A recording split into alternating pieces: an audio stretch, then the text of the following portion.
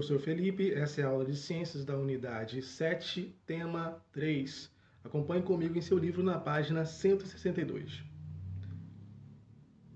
Você sabe o que acontece com a nossa respiração ou o nosso batimento cardíaco quando exercitamos? E o que acontece quando sentimos o cheiro da nossa comida preferida? Ou como controlamos os movimentos quando dançamos? Essas perguntas serão respondidas por você mesmo a partir do estudo do sistema nervoso. Sabemos que o nível de organização, a partir das células, organizando-se com as mesmas funções, formam os tecidos, que formam os órgãos e que formam os sistemas. Bom, a partir dos sistemas teremos os organismos, estruturas mais complexas do que a nível celular. As células apresentarão estruturas metabólicas simples, mas que são fundamentais para os organismos. Quando, por exemplo, utilizamos o sistema respiratório, esse oxigênio que você inspira, ele será direcionado às células do seu corpo. Quando você se alimenta e metaboliza pequenas estruturas químicas do seu alimento, seja uma vitamina, uma proteína, essas estruturas serão direcionadas às células do seu corpo. Então, na verdade, quem desempenha o papel fundamental são as células. Apesar de ter uma estrutura organizacional até sistemas, um organismo vivo, um ser humano, um animal, um vegetal, apresentar estruturas mais complexas, mas quem vai desempenhar o papel será a própria célula. E o sistema nervoso, ele partiu de um processo evolutivo a partir dos animais, onde apresentavam pequenas estruturas sensitivas, até adquirir um gânglio cerebral, uma estrutura um pouco mais complexa, percorrendo o corpo desses animais e fazendo com que eles tivessem percepção, pequenos animais primitivos tivessem percepção do ambiente, luminosidade, sensação de perigo, e a partir daí, então, os animais mais evoluídos adquirem um sistema nervoso mais complexo, fazendo com que todos os órgãos e toda a estrutura do corpo ficasse dependente do sistema nervoso. Bom, quando eu falo dependente, eu posso usar o exemplo do coração. Se o seu sistema nervoso falhar, o coração para de bater.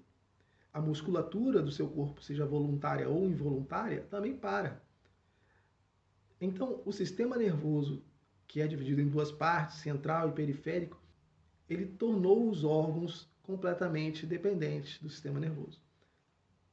Dizemos que o conjunto de estruturas responsáveis pela percepção e interpretação dos estímulos ambientais é o sistema nervoso. É essa estrutura responsável por interpretar o que está acontecendo no externo, traduzir internamente os estímulos que estão acontecendo. O ser humano, ele é capaz de perceber o ambiente, as condições do próprio corpo ao receber estímulos internos, como a desidratação, que proporciona uma sensação de sede no corpo. No externo, a luminosidade de um feixe de luz pode provocar o fechamento dos olhos.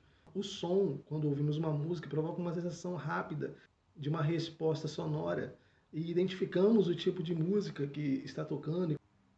Essas interpretações são estímulos externos ou internos que podem ser direcionados pelo sistema nervoso. O sistema nervoso humano, ele apresenta dois tipos celulares importantíssimos, que são as células da glia, os gliócitos, que são células especialistas em sustentação e nutrição dos neurônios, e os próprios neurônios, que são estruturas funcionais, fundamental para o funcionamento do sistema nervoso. Os neurônios são células especialistas na tradução de informação química em informação elétrica. Essa informação elétrica dos neurônios, ela percorre o sistema nervoso central e é encaminhada para os nervos, para que os órgãos recebam a informação elétrica e o estímulo. Por exemplo, o coração, ele possui um nervo que vem diretamente do encéfalo, através de uma mensagem elétrica. Esse nervo manda informação para o coração manter o ritmo cardíaco, continuar batendo. Assim como o nervo vago do coração, outros órgãos também possuem nervos direcionados do sistema nervoso central, fazendo com que a informação chegue até esses órgãos e funcione. Bom, da mesma forma, a sensação do ambiente é percebida por células especiais que ficam na nossa pele, que são as células sensitivas. As células sensitivas têm conexão com os nervos, que é direcionado para o sistema nervoso central e para o encéfalo, onde estão os neurônios. Esses neurônios traduzem essa informação de percepção do ambiente. Os neurônios são células estruturais e funcionais do sistema nervoso. Têm a capacidade de traduzir a informação química em elétrica. É uma célula evoluída e destinada a informações químicas e elétricas.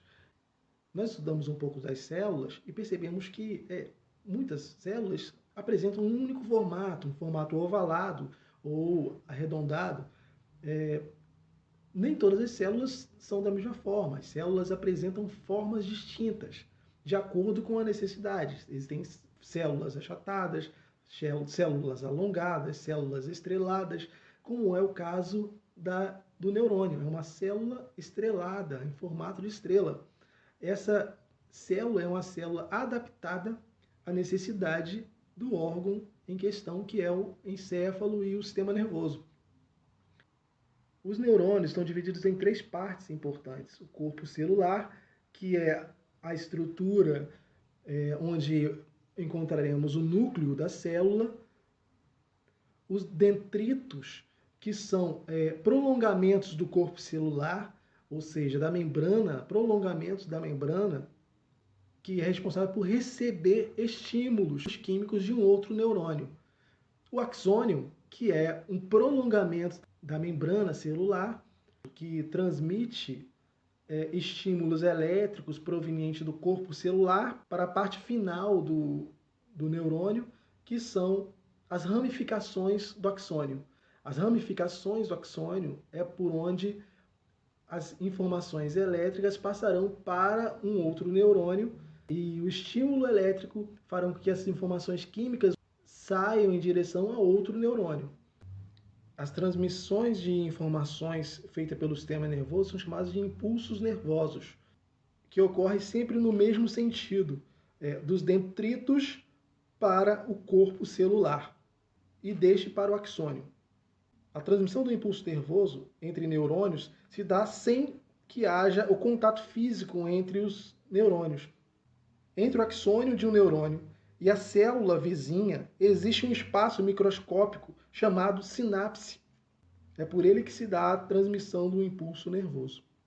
Quando o impulso nervoso chega à extremidade do axônio, em geral se liberam neurotransmissores, que são estruturas químicas, substâncias químicas capazes de criar um estímulo, como adrenalina, noradrenalina, são neurotransmissores químicos. Os neurotransmissores são capazes de agir sobre os dendritos de um neurônio seguinte e desencadear um novo impulso nervoso. Também existe sinapse entre neurônios e células de músculos e gânglios. Cada neurônio ele é capaz de receber estímulos e está conectado pela sinapse a 10 outros 1000 neurônios. Cada neurônio está conectado a 10.000 neurônios. Sinapse vai ser a transferência de uma informação química de um neurônio ao outro, através do dendrito ao prolongamento do axônio de outro. O sistema nervoso apresenta órgãos, estruturas específicas, integradas. Essas estruturas elas desempenham um papel necessário na condução dos estímulos. Estão divididas em encéfalos, medula espinal, nervos e gânglios nervosos. O encéfalo é a maior estrutura de integração e controle do sistema nervoso e é formado pelo cérebro, cerebelo e tronco encefálico. O cérebro ele é um órgão volumoso e ele é formado por 2 hemisférios, direito e esquerdo. É responsável por receber informações e processar essa informação. Coordena movimentos involuntários, é responsável pela memória, pela consciência humana, pelo aprendizado e pela linguagem. O cerebelo, assim como o cérebro, também tem 2 hemisférios. Ele é responsável pelo equilíbrio do corpo, pela postura corporal e pelos movimentos das musculaturas. O tronco encefálico é responsável pelas funções involuntárias do corpo e vitais. controle do batimento cardíaco, respiração, movimentos peristálticos, que são os movimentos funcionais do intestino delgado, do intestino grosso. A medula espinal é um cordão que fica alojado dentro da coluna vertebral, onde as vértebras da coluna protegem esse cordão de impactos mecânicos. A medula espinal possui duas funções principais: a de elaborar respostas rápidas e simples e involuntárias para o corpo, e a de servir de via de comunicação entre órgãos dos sentidos e o encéfalo, e entre o encéfalo e órgãos que vão efetuar determinada atividade de movimentação, por exemplo. Um exemplo simples da função da medula espinal, que nós dizemos que é o sistema nervoso central, é a conexão que possui com os órgãos. E isso acontece através dos nervos. São grupos de axônios ou de dendritos aglomerados que formam um cordão. Esse cordão pode apresentar alguns gânglios, algumas projeções maiores em alguns, que nós chamamos de gânglios nervosos. A função desses nervos é transmitir a informação dos órgãos que percebem os estímulos para os órgãos que vão processar os estímulos no sistema nervoso.